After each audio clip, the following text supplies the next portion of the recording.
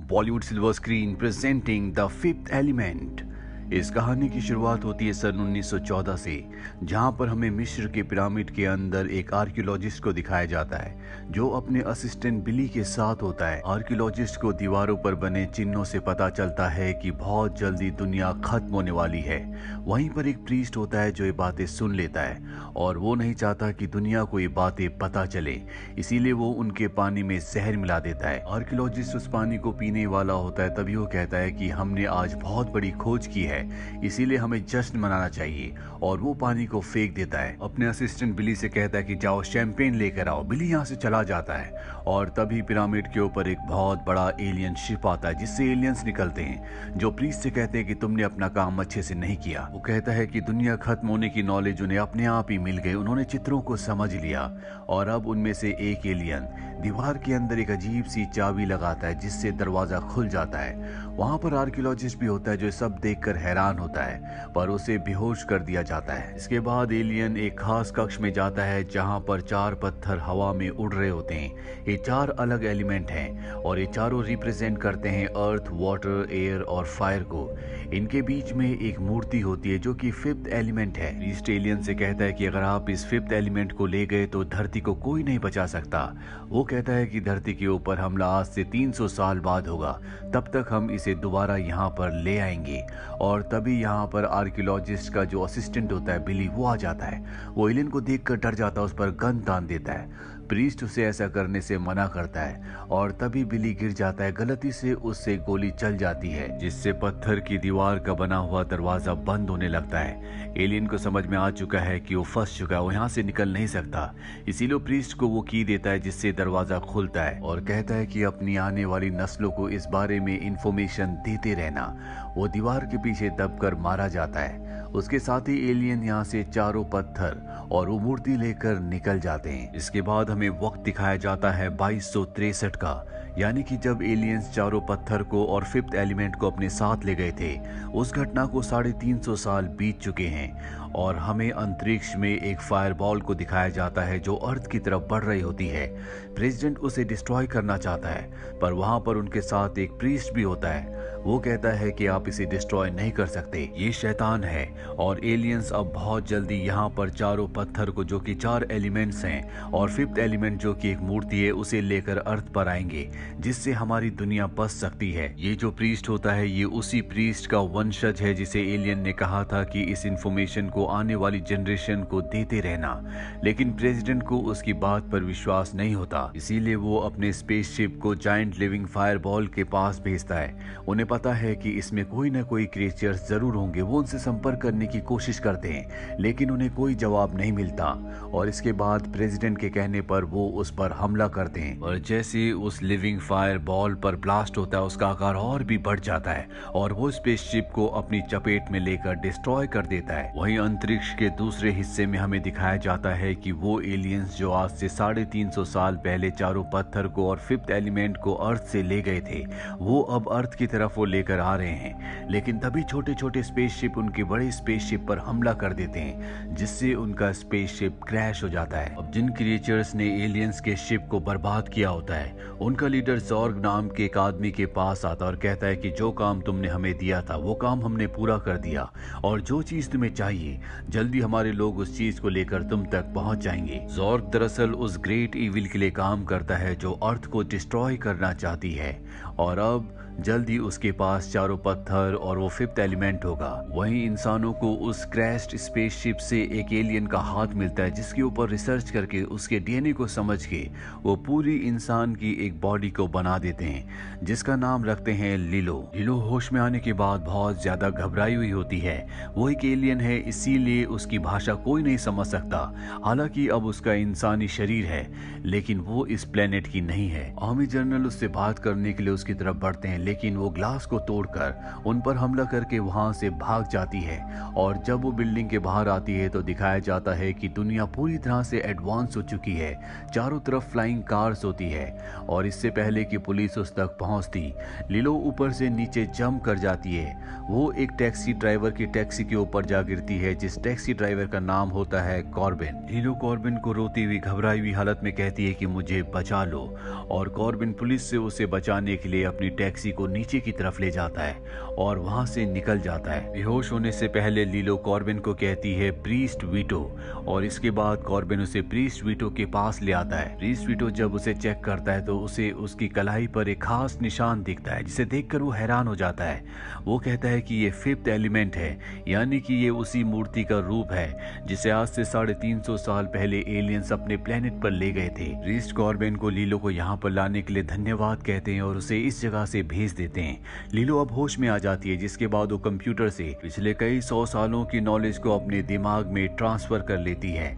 Priest उससे पूछता है कि वो 4 पत्थर कहाँ पर है।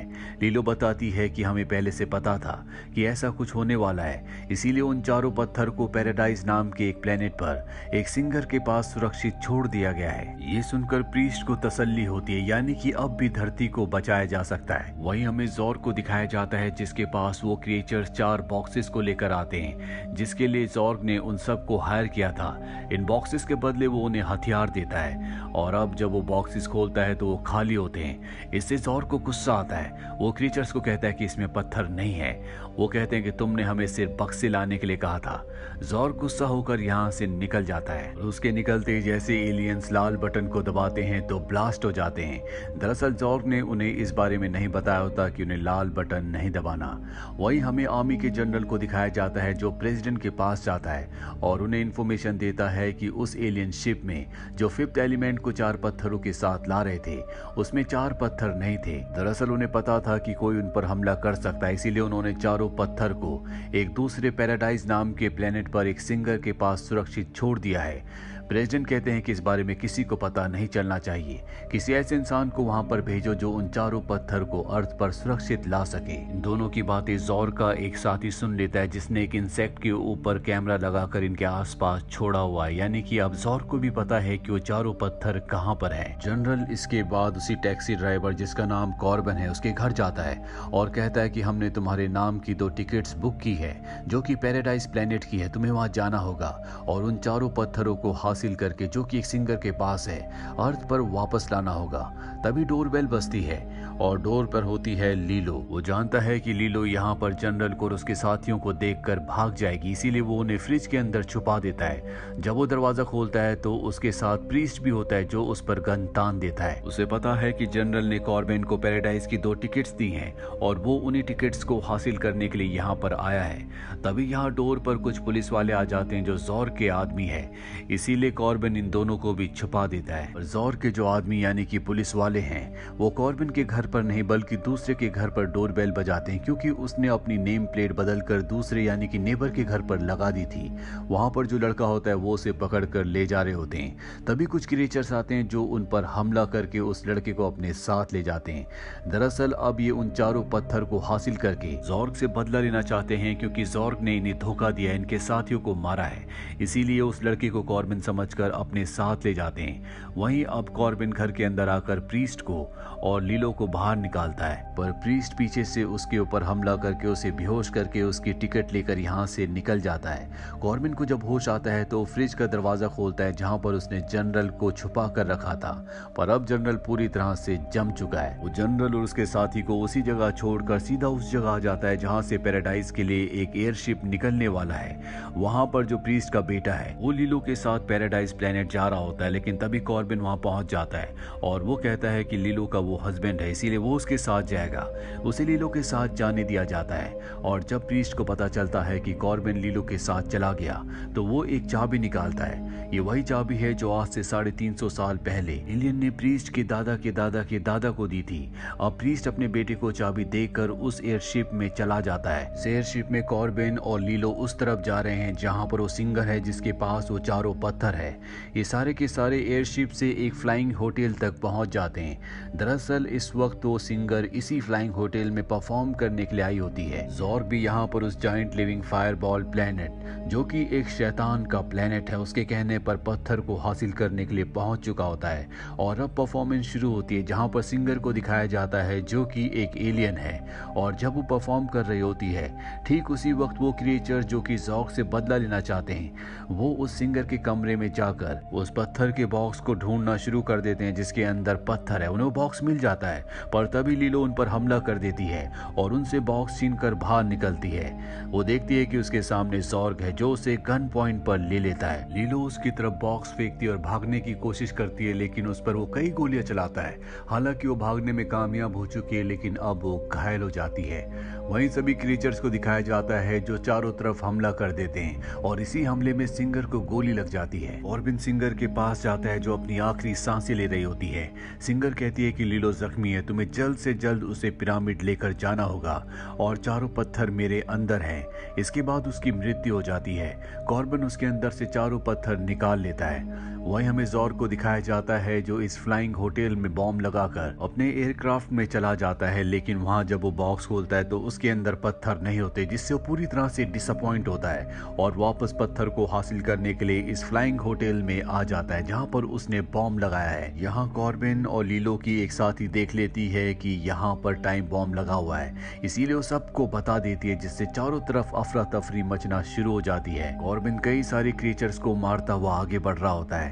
साथ ही वो उस जगह पहुंच जाता है जहां प्रीस्ट को इन क्रिएचर्स के लीडर ने पकड़ा होता है, लेकिन कॉर्बिन उनके लीडर को मार देता है, जिससे सारे के सारे क्रिएचर्स डर जाते हैं। और अब कॉर्बिन जख्मी लीलो को उठाकर प्रीस्ट के साथ अपने फ्लाइंग ऑब्जेक्ट तक पहुंच जाता है। वहीं जॉर्ग को दिखाया जाता है जो उस बॉम्ब को रोक देता है, लेकिन क्रिएचर्स ने यहाँ पर दूसरे बॉम्ब को ऑन कर दिया होता है, जिससे एक ब्लास्ट होता है और पूरा का पूरा फ्लाइंग होटल तबाह हो जाता है। लेकिन कॉर्बिन अपने साथियों के साथ निकलने में कामयाब हो जाता है। वो सीधा उसी पिरामिड में जाता है जहां पर आज से कई साल पहले वो चारों पत्थर और फिफ्थ एलिमेंट था। ये लीलो को फिफ्थ एलिमेंट की जगह रखते हैं और चारों पत्थरों को अपनी जगह, लेकिन यहाँ पर कुछ भी एक्टिवेट नहीं होता।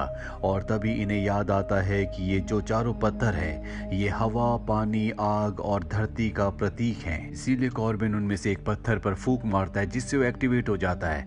जो प्रीस्ट होता है वो एक पत्थर पर पसीना डालता है, वो भी एक्टिवेट हो जाता है। प्रीस्ट का बेटा एक पत्थर के ऊपर मिट्टी डालता है, वो भी एक्टिवेट हो जाता है। लेकिन इनको अब एक पत्थर के लिए आग चाहिए।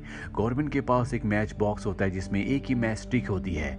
वो उसे जलाकर उस पत्थर के ऊपर ले जाता है, जिससे वो भी एक्टिवेट हो जाता है। और अगले पल लीलो के शरीर से तेज रोशनी निकलती है, जिससे वो शैतानी प्लेनेट जो अर्थ को तबाह करने के लिए अर्थ की तरफ बहुत तेजी से बढ़ रहा होता है, वो वहीं पर रुककर पूरी तरह से जम जाता है, यानी कि वो निर्जीव हो जाता है। इसका मतलब ये है कि शैतान का अंत हो चुका है।